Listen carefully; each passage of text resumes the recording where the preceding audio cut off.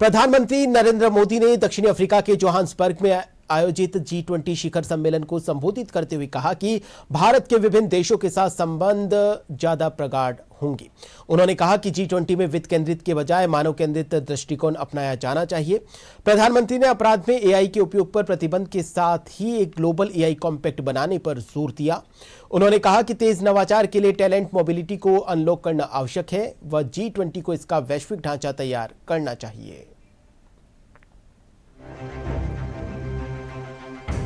प्रधानमंत्री नरेंद्र मोदी ने रविवार को जोहान्सबर्ग G20 शिखर सम्मेलन के तीसरे सत्र को संबोधित किया।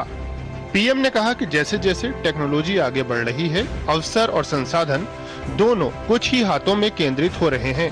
विश्व में क्रिटिकल टेक्नोलॉजी पर बढ़ते संघर्ष का जिक्र करते हुए पीएम ने उस तकनीकी विकास पर जोर दिया जो वित्त केंद्रित के बजाय मानव केंद्रित हो।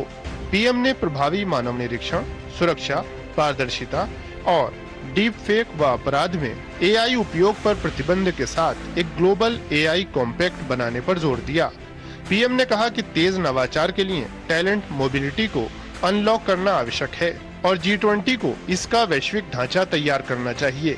एक संवेदनशील और दूरगामी दृष्टिकोण की जरूरत बताते हुए पीएम ने कहा कि देशों को केवल मार्केट्स के तौर पर नहीं देखा जा सकता। पीएम ने G20 शिखर सम्मेलन से इतर भारत, ब्राजील, दक्षिण अफ्रीका इप्सा शिखर सम्मेलन में भी हिस्सा लिया।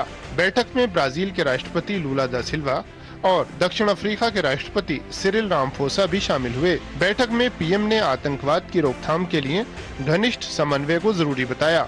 कहा, आतंकवाद से लड़ते समय दोहरे मापदंडों के लिए कोई जगह नहीं होनी चाहिए।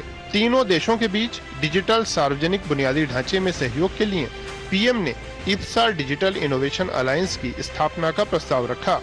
पीएम ने जलवायु अनुकूल कृषि के लिए इप्सा कोष का भी प्रस्ताव रखा। जोहान्सबर्ग में रविवार को भी पीएम ने कई द्विपक्षीय बैठकें की।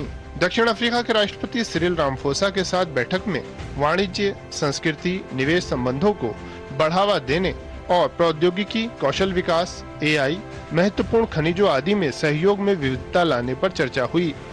जापान की पीएम साने ताकाइची के साथ बैठक में नवाचार, रक्षा और टैलेंट मोबिलिटी जैसे क्षेत्रों में द्विपक्षीय सहयोग बढ़ाने पर बातचीत हुई।